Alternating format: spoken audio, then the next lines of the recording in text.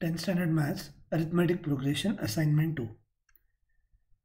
Last session में 15 sums cover हुए हैं, अब हम 16th की तरफ बढ़ रहे हैं।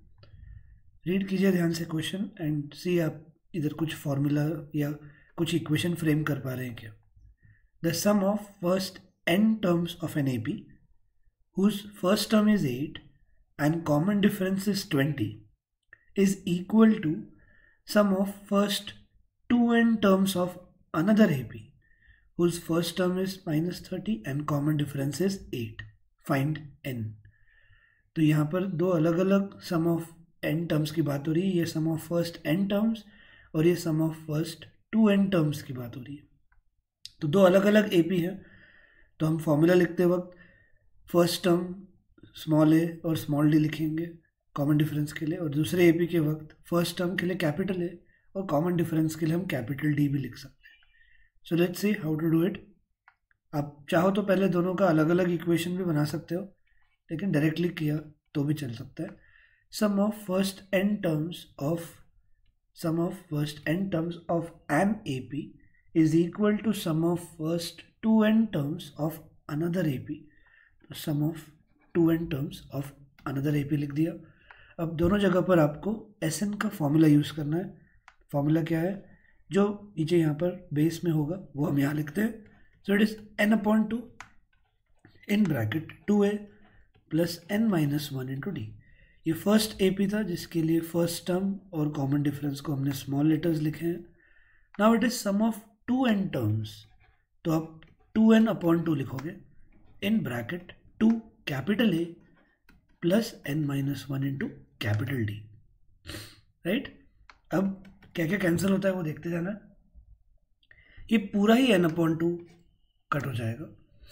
फिर n ढूंढना है, डेफिनेटली इधर अंदर है n, आप जिसके जरिए उसको ढूंढ सकते ही हो। अब बाकी आपको वैल्यूज़ दिए हुए हैं, सब्सटीट्यूट करने हैं। फर्स्ट AP का फर्स्ट टर्म 8 है और कॉमन डिफरेंस 20 है। फर्स्ट AP का फर्स्ट टर्म 8 है और कॉमन डिफरेंस 20 है। तो ये फर्स्ट AP की वैल्यू सब्सटीट्यूट कर दी है। सेकेंड AP के लिए आपको फर्स्ट टर्म -30 दिया है एंड कॉमन डिफरेंस इज 8। तो यहाँ पर आपको ये 2 भूलना नहीं है, ये 2 यहाँ पर अभी तक बाकी था। Then 2 into first term of this second AP is -30 and common difference is 8। तो अब क्या होगा, ये 20 आप यहाँ पर ये करोगे। सो 2 8 16 प्लस 20n-20। ये 2 अभी तक बाहर रहेगा क्योंकि ये दोनों को डिस्ट्रीब्यूट होने वाला है। उससे पहले आप अंदर के टर्म्स को पहले सेटल कर दो। तो 2 इंटू -30 इज -60 प्लस ये 8 यहाँ पर दोनों की तरफ डिस्ट्रीब्यूट होने वाला है। इतना होने के बाद अब आप -60 और ये -8 को मर्ज कर सकते हो, -68 हो जाएगा। फिर आप 2 को अंदर डिस्ट्रीब्यूट कर दो। Then numbers on one side, n के terms on one side, and then you have to do this sum, और n का आंसर आपको 11 मिलेगा। हर बार जहाँ तक ज़रूरी स्टेप्स आते हैं डेफिनेटली वहाँ तक तो मैं करूँगा ही, कुछ सम्स में आपको हवाले छोड़ दूँगा जिससे आगे आपको कंटिन्यू करके ख़त्म करना है। So with this 16th some is over. आगे बढ़ते हैं 17th की तरफ। अगेन रीड द क्वेश्चन, आपको कुछ आ रहा है समझ में, at least start is very easy, do it on your own first. Question क्या है, find the 60th term of this AP। That's very easy. Text book exercise की शुरुआत हमने ये टाइप के सम से की थी, right. And if it has a total of 60 terms only. पहले तो इस AP का आपको 60th टर्म पूछा है, उसके आगे भी नंबर हो सकते थे, लेकिन बोला है कि अगर उस AP में 60 टर्म्स ही हैं सिर्फ, then find the sum of its last 10 terms. अब ये एक नया क्वेश्चन आ गया है। इसको देखने के लिए पहले एक बार पहले जो शुरुआत है 60th टर्म फाइंड करने के लिए शुरुआत करते हैं। AP है 8 10 12, तो A क्या होगा 8। D will be common difference, second term minus first term, 10 - 8 is 2। Then N 60th term पूछ रहे हैं आपसे, तो N की वैल्यू आप 60 लिखोगे। A दिया हुआ है, D मालूम है, N भी मालूम है। Question asked is find the 60th term. तो nth टर्म के लिए हम an कहते हैं, तो 60th टर्म के लिए a60 लिखेंगे। और a60 के लिए आपको पहले an का फॉर्मूला लिखना बहुत ज़रूरी है। an का फॉर्मूला है a plus n minus 1 into D, correct. और देयरफॉर a60 को आप डायरेक्ट लिख देना, a60 will be a plus 59d and a is 8 and 59 into d is 2. So ये कैलकुलेशन अभी हम कर लेंगे। 59 2 is 118, so 8 plus 118 and the answer you get is 126। यानी इस AP का जो 60th टर्म है is 126। अब मैं ये आपके अंडरस्टैंडिंग के लिए लिख रहा हूँ, आपको ये लिखने की ज़रूरत नहीं है। Okay, so this is 60th term। Okay, now what is asked? Find the sum of its last 10 terms। अब आप टेक्स्ट बुक का एक टाइप याद करो। एक AP सीधा दिया रहता था और क्वेश्चन पूछते थे find 15th term from the last, find 25th term from the last. अगर आपको वो याद आ रहा है तो इस सम के लिए भी वही लॉजिक यूज़ करने वाले हैं, और वो लॉजिक है कि AP को ही उल्टा कर देना है। सम ऑफ लास्ट 10 टर्म्स पूछ रहे हैं, मतलब यहाँ से 10 टर्म्स, ये फर्स्ट टर्म बनेगा, सेकेंड टर्म, तो आपको लास्ट 10 टर्म्स का जब आपको सम फाइंड करना है तो यहाँ पर भी हम रिवर्सिंग द AP का ही लॉजिक यूज़ करेंगे। तो देखो कैसे होगा, बाय रिवर्सिंग द AP। अब रिवर्स करते वक्त मैंने एक बात बोली थी कि D का साइन बदल जाता है। अगर इधर D +2 है तो रिवर्स करते वक्त D -2 करते जाना। सो फर्स्ट टर्म क्या होगा 126, and now why first term will be 126 only, क्योंकि सीधा मेंशन्ड है कि इस AP में टोटली 60 टर्म्स हैं, तो this is 60th term, which will be now the first one 124 122। बस 3 टर्म्स लिख देने के और ये ऐसे ही रख दो, हो गया, ये उल्टा AP हो गया। Now the question will now change to what, find the sum of first 10 terms. जब इनिशियली पूछा था find the sum of last 10 terms, अब AP को ही उल्टा कर दिया। Now the question will change, get modified to what, find the sum of first 10 terms. तो A लोगे आप 126, D क्या लिखोगे -2, N क्या लोगे 10, and you have to find the sum of first 10 terms. इधर के लिए आप sum of first 10 terms find कर रहे हो, अदरवाइज ओरिजिनल क्वेश्चन के लिए तो ये सम ऑफ लास्ट 10 टर्म्स ही चल रहा है। तो ये अब आंसर तक आपको लेकर जाएगा। अब आपको यहाँ पर SN का लॉन्ग फॉर्मूला यूज़ करना है, what it will be n/2 in bracket 2a plus n - 1 into D. और आप देख रहे हो A, D और N क्लियरली पता है, so you have to do this sum now. मुझे सिर्फ ये गाइड करना था कि find the 15th term from the last, ये तो टेक्स्ट बुक में पढ़ लिया था। Find the sum of last 10 terms, 15 terms के लिए भी आपको रिवर्स करना है AP को, and with this sum is completed. You have to find the answer in bracket, आपको क्रॉस चेक करने के लिए दिया हुआ है। So with this 17th is done. अब 18th भी इसी तरह का है, just start doing it, try on your own first. देखो क्वेश्चन कैसा है, an AP has 50 terms and find its last term. मैं नहीं सॉल्व करने वाला हूँ, ये आपको करना है। कैसे होगा, 5 12 19 डॉट डॉट डॉट, N क्या होगा 50, आपको A50 निकालना है। A50 के लिए ओरली फॉर्मूला क्या होगा, A प्लस 49D। A मालूम है, D मालूम है, इजीली आपको लास्ट टर्म मिल जाएगा। और लास्ट टर्म ढूंढना बहुत ज़रूरी है, वरना आप रिवर्स नहीं कर पाओगे AP। अगर लास्ट टर्म आपको नहीं पता है तो रिवर्स करते हो आप शुरुआत किससे करोगे, वो लास्ट टर्म जो होता है उसी से शुरुआत करनी होती है। आगे पूछा है hence find the sum of its last 15 terms. Same like this, AP को रिवर्स कर देना। यहाँ पर D क्या दिख रहा है आपको +7, तो जो आपको लास्ट टर्म मिलेगा, जैसे यहाँ दिया है 348, आप 7 माइनस करते जाओगे। सो रिवर्सिंग द AP से क्या होगा 348 341, ये तरीके से 3 टर्म्स लिखने के, और फिर रेगुलर सम की तरह S15 निकालने का। That will get you this answer. Same type, same concept you have to manage with this. 18th is done. Now we move to 19th। अब आप 19th और 20 देख रहे होंगे कि दोनों में टाइप जो है वो सेम है। Question is how many terms of AP are needed to give the sum of -25। आपको एपी के पहले 3 टर्म्स दिए हैं और पूछ रहा है कितने टर्म्स लगेंगे, so that sum of all the numbers और sum of all the terms is -25। हमने ये टाइप टेक्स्ट बुक में किया है। एन ढूंढना रहता है हाउ मेनी टर्म्स के लिए जब क्वेश्चन आया तो, and you get a quadratic equation in an. उसके आगे आपको एक्सप्लेन द डबल आंसर बोल रहे हैं। मैंने ये कंसेप्ट के लिए अब आपको इधर ये सम्स को ऐड करवाया है।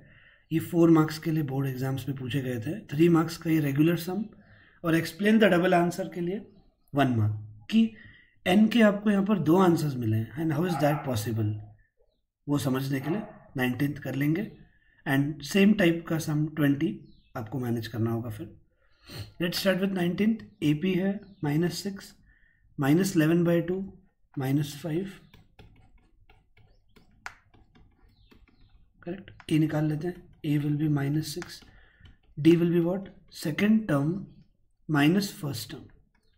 Second term is -11/2 minus first term, तो ये -11/2 और ये -+6 हो गया। You will go with cross multiplication. -11 + 6 2 = 12 divided by 2, and d का आंसर आता है हाफ। सो ए मालूम है, डी भी मालूम है। What you need to find is n. How many terms will be required to get a sum of -25? तो आपको Sn दिया हुआ है इस बार। So Sn A और D की मदद से अब हम n निकालने के लिए लॉन्ग फार्मूला यूज करेंगे। Sn का long formula n/2 in bracket 2a + n-1 into d। Let's substitute Sn का वैल्यू -25,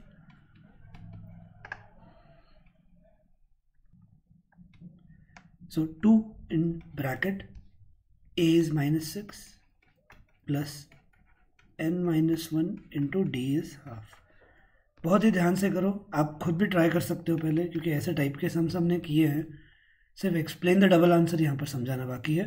2 आप ये ऊपर शिफ्ट करोगे पहले ही, क्योंकि ये पूरे ब्रैकेट के बाहर का 2 है, वो वहाँ जाएगा, will become -50 is equal to n bracket ये रहेगा -12 और ये हाफ यहाँ पे मल्टीप्लाई होता है, तो ये हो जाएगा n/2 -हाफ, करेक्ट।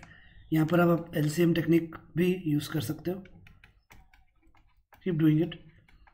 ये होगा, यहाँ पर 2 लाने के लिए आपको न्यूमरेटर और डिनोमिनेटर में दोनों जगह 2 से मल्टीप्लाई करना पड़ता है, plus n-1 whole divided by 2। Now it's whole divided by 2। आप ये 2 को भी ऊपर शिफ्ट कर सकते हो, सो that will become -100 is equal to n in bracket -24 -1 is -25 plus n, और अब ये n अंदर मल्टीप्लाई होगा and you will get a quadratic equation. Left में -100, राइट में -25n प्लस n²। -100 को वहाँ शिफ्ट कर देते हैं, तो क्या होगा, it will B n² -25n plus 100। Hence the final equation is n² -25n plus 100 is equal to 0। और इतने भी बड़े नंबर्स नहीं है कि आपको क्वाड्रेटिक फॉर्मूला से करना पड़े। You can do it by splitting the middle term. First और लास्ट टर्म को मल्टीप्लाई करो, इट इज़ 100 के 2 फैक्टर्स जिनका एडिशन -25 आना चाहिए। Product should be +100, so those factors will be -20 and -5। मैं अभी यहाँ पर डायरेक्ट लिख देता हूँ आपको, लेकिन पूरे तरीके से सॉल्व करना है। तो ये दोनों फैक्टर्स आ गए। इन दोनों को सेपरेटली इक्वेट किया अगर 0 से, तो आपको n के आंसर्स मिलते हैं। n इज इक्वल टू 20 और n is equal to 5। So clear हो रहा है कि n के ये दोनों आंसर्स पॉसिबल है। n should be positive integer. That means what, कि पहले 5 टर्म्स का भी सम -25 है और पहले 20 टर्म्स का भी सम -25 है। And how is that possible? 2 अलग अलग नंबर ऑफ टर्म्स का सम एक ही कैसे आ सकता है? पहले 5 टर्म्स का सम ठीक है -25 है, पर पहले 15 टर्म्स का भी सम उतना ही क्यों? How is that possible? उसको एक्सप्लेन करने के लिए अब आपको आगे का 1 मार्क मिलेगा। Let's see. Now to explain the double answer, एक सामने मैंने आपके एक एग्जाम्पल रखा है। इस एग्जाम्पल का पिछले सम, ये सम के साथ कोई कनेक्शन नहीं है, but here I have to show you that how come n के दो आंसर्स सपोर्टिव रहते हैं. Now if I ask you how many terms of this AP are required to get a sum of -12. How many terms of AP are required to get a sum of -12? आप खुद check कर सकते हो, इधर मैंने AP के ज़्यादा terms लिख दिए हुए हैं. So you can just try. -7 -5 we get -12. मेरा क्वेश्चन था how many terms are required to get a sum of -12. तो आपको दिख रहा है यहाँ पर कि ये दो टर्म्स से ही काम बन जा रहा है इधर. तो n is 2, राइट. मतलब पहले दो टर्म्स का अगर आंसर -12 आ रहा है तो how many terms are required के लिए आपको n का आंसर 2 मिलेगा. और भी आपको ट्राई करना है. Keep adding. -7 -5 -12 -12 -3 is -15 -15 -1 is -16. Add करते जा रहा हूँ, इन सब का -16 आया. -16 + 1 -15 आंसर आता है. एंड -15 + 3 का आंसर -12 आता है. So that means what? 1 2 3 4 5 6. That means what? n = 6 भी आ रहा है, जिसके लिए आपको sum of all that terms of that AP -12 मिल पा रहा है. सो फॉर n = 2 और n = 6 you are getting the same sum. और ये कैसे पॉसिबल है? अब इसके लिए जब एक्सप्लेन करके लिखना होता है तो ध्यान से सुनो. n के दो आंसर्स आते हैं जिनमें एक नंबर छोटा रहेगा और एक बड़ा रहता है. तो यहाँ पर छोटा नंबर कौन सा है? 2. तो n = 2 में ये दो टर्म्स कवर हो जाते हैं. और बड़ा नंबर कौन सा है? n = 6. तो ये जो आपको n के दो आंसर्स मिलते हैं, इनके जो बीच के सारे नंबर्स हैं, अब n = 2 मतलब यहाँ तक गाड़ी खत्म. अब इसके आगे के सारे नंबर्स जो लिखे मैंने अप टू 6 तक के, इन सबका एडिशन 0 है. चेक करो. -3 + 3 कट, -1 + 1 कट. तो अगर इन दोनों का एडिशन -12 आता है और आगे के इन सबका अगर एडिशन ही 0 है, तो दो टर्म्स का बात करें तो -12 तो आएगा ही सम. और अगर पहले 6 टर्म्स की बात करें तो भी तो आंसर वही आएगा, क्योंकि दो टर्म्स के आगे जितने भी नंबर्स हैं अप टू 6th टर्म, उनका सम ही 0 है. तो उनका सम 0 होने की वजह से इन दोनों नंबर्स का जो टोटल आ रहा है, अगले सारे नंबर्स का एडिशन 0 होने की वजह से इन सब का भी तो टोटल -12 ही आएगा, क्योंकि इनका कुछ मतलब ही नहीं बनेगा सम में. आगे के सारे नंबर्स का सम 0 होने की वजह से आपको ये n के दो आंसर्स मिलते हैं. तो तरीका कैसे लिखना होता है? सपोज एग्जाम में आपके n के ये दो आंसर्स आ गए, then what will you write is that there are two values of n because sum of terms or sum of numbers from third term, n जो छोटा नंबर होता है उसके आगे वाला number, sum of third term to 6th term is 0. That's the reason for double answer. कि ऐसे दो आंसर्स क्यों आ रहे हैं? क्योंकि दो नंबर्स तक को ठीक है, लेकिन उसके आगे के सारे टर्म्स का सम ही 0 आ रहा है. इसलिए दो टर्म्स क्या, 6 टर्म्स क्या, आपको सम -12 भी मिलेगा. So sum of third term to 6th term is 0. आप sum of numbers from third term to 6th term is 0 लिख सकते हो. तो n में जो छोटा नंबर आएगा उसके आगे वाले टर्म से लेकर n का जो बड़ा नंबर होता है वहाँ तक के सारे टर्म्स का सम 0 होने की वजह से आपको n के दो आंसर्स मिलते हैं. Keep this in mind. ये लॉजिक इसी तरह से समझ के लेना है. तो अब अगर n के आपको यहाँ पर दो वैल्यूज मिले हैं, 1 is 5 and 1 is 20, how will you write? Sum of numbers, क्या बोला था मैंने? n का जो छोटा नंबर आया होता है उसके आगे वाले टर्म से, sum of numbers from 6th term to n का जो बड़ा नंबर आया होता है 20th टर्म इज 0. तो 6th टर्म से 20th टर्म तक जितने नंबर्स हैं उनका एडिशन ही 0 आता है. इसीलिए पहले 5 टर्म्स का सम -25 आएगा और पहले 20 टर्म्स का भी सम -25 ही आने वाला है, क्योंकि बीच के सारे नंबर्स का सम 0 है, इसलिए टोटल नहीं बदलता. Keep this logic in mind और ये आपको 1 मार्क दे देगा. तो this is the way 19th is done. 20 पूरा वैसा ही है, उल्टा ये ज़्यादा ईजी है, इधर कोई फ्रैक्शन नहीं है. n करेक्टली निकालो. दो आंसर्स आएंगे and I just revise that only कि n के आपको दो वैल्यूज मिले हैं 5 and 11.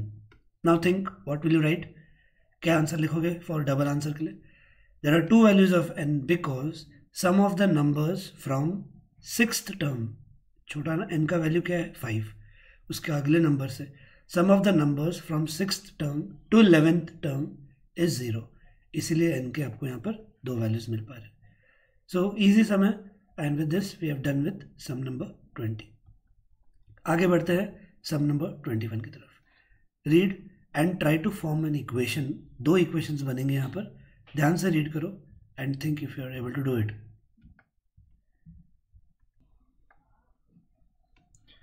The sum of 21st sum, the sum of first 7 terms of an AP is 63. तो इधर से तो इक्वेशन बहुत इजीली पॉसिबल है. Let's do it. The sum of first 7 terms, just a minute. The sum of first 7 terms is 63. तो आप यहाँ पर SN का लॉन्ग फॉर्मूला यूज करोगे. What that will be n upon 2 in bracket 2a plus n minus 1 into d. That will be 63. यहाँ से आपको एक इक्वेशन मिलने वाला है. 2 वहाँ भेज देंगे, 7 नीचे चला जाएगा, तो in bracket it will B 2a plus 6d, और यहाँ पर होगा 2 ऊपर गया है और 7 नीचे शिफ्ट किया है हमने, करेक्ट. तो ये 7 1 जा 7 9 जा. यहाँ से आप 2 कॉमन ले सकते हो, वो 2 और ये 2 भी कट हो जाता है, राइट. 2 कॉमन अगर लिया हमने तो ब्रैकेट में आएगा a plus 3d which will be 9 2 18. a को नीचे शिफ्ट कर दिया, सॉरी 2 को, then you get a plus 3d as 9. so that is the first equation जो कि easily बहुत स्टूडेंट्स करेक्टली कर सकते हैं. फिर इस सम में क्या खास है, अगला part. And the sum of next 7 terms is 161. ये बहुत ही सोच समझ कर देखना पड़ेगा क्या कर सकते हैं. सी SN का मीनिंग जो मैंने आपको बताया है is sum of first n terms, मतलब शुरू से जो भी होगा. S7 लिखते हो तो ये सम ऑफ फर्स्ट 7 टर्म्स हैं. S14 लिखते हो तो आप ये सम ऑफ फर्स्ट 14 टर्म्स है. यहाँ सम ऑफ नेक्स्ट 7 बोला. आप समझ तो गए हो कि पहले 7 टर्म्स के बाद वाले जो टर्म्स आते हैं 7 टर्म्स, उनका ही आपको सम दिया है 161. लेकिन उसको लिखने के लिए ऐसे डायरेक्ट तरीका नहीं है, फिर आपको कुछ तो टेक्निक यूज़ करनी पड़ेगी. So for that I just have to give you some example. Let's suppose इधर है वो 7 terms, okay. So these are first 7 terms, right, और उसके आगे भी होंगे 7 terms, right, and these are next 7 terms. तो ये नेक्स्ट 7 टर्म्स के सारे नंबर्स का एडिशन आपको दे के रखा है उन्होंने एज 161. तो ये एक एग्जाम्पल से आप समझ जाना कि तरीका क्या यूज करेंगे हम. So the technique I use here is what will be sum of all these numbers. ये 7 टर्म्स और ये 7 टर्म्स क्या होगा, वो it will be sum of first 14 terms. शुरुआत से किया देखो, ये 7 और ये 7, तो ये होगा सम ऑफ 14 टर्म्स, और in fact you can say sum of first 14 terms, right. अब उसमें से आप क्या माइनस करेंगे, ये पहले 7 टर्म्स, राइट, ये हो गया S7. अगर पूरे 14 नंबर्स का सम आपने निकाला और उसमें से अगर आपने पहले 7 टर्म्स का सम माइनस किया, what you get the sum of next 7 terms and that is given to you as 161. एक बार फिर से देखो. See sum of next 7 terms आपको दे के रखा है, जिसको लिखने का डायरेक्ट तरीका तो नहीं है, लेकिन आप ये तरीका यूज़ कर सकते हो कि अगले 7 टर्म्स का सम के लिए इक्वेशन बनाने के लिए हमने पहले 14 टर्म्स का सम लिया, जिसके लिए हम S14 लिखेंगे, माइनस पहले 7 टर्म्स का अगर हमने सम उसमें से माइनस किया, that actually gets you the sum of next 7 terms. बचते वही नंबर्स हैं सिर्फ, तो उनका आपको सम मिल जाएगा. तो ये तरीके से आपको इक्वेशन बनाने के लिए ट्राई करना है. Got the logic. नेक्स्ट के कोई भी ऐसे टर्म्स आए तो याद रखना पहले से टोटल नंबर्स का सम लिख देना, वो आप उसके लिए S के नीचे नंबर लिख सकते हो, माइनस पहले कुछ नंबर्स का अगर आपको सम दिया है तो उसके लिए भी आप S लिख सकते हो, because they both start from the first. S14 sum of first 14 terms, S7 sum of first 7 terms. तो पूरे में से अगर 7 टर्म्स का सम माइनस करते हैं, we get sum of next 7 terms. And now you will get the equation for this. लेकिन आपको S7 की वैल्यू तो दी हुई है, sum of first 7 terms is 63। तो S7 की जगह तो हम लिख देंगे डायरेक्ट 63। अब S14 के लिए फिर से इक्वेशन बनाना शुरू, that is n/2 in bracket 2a plus n minus 1 into d minus S7 is sum of first 7 term is 63 and that is equal to 161।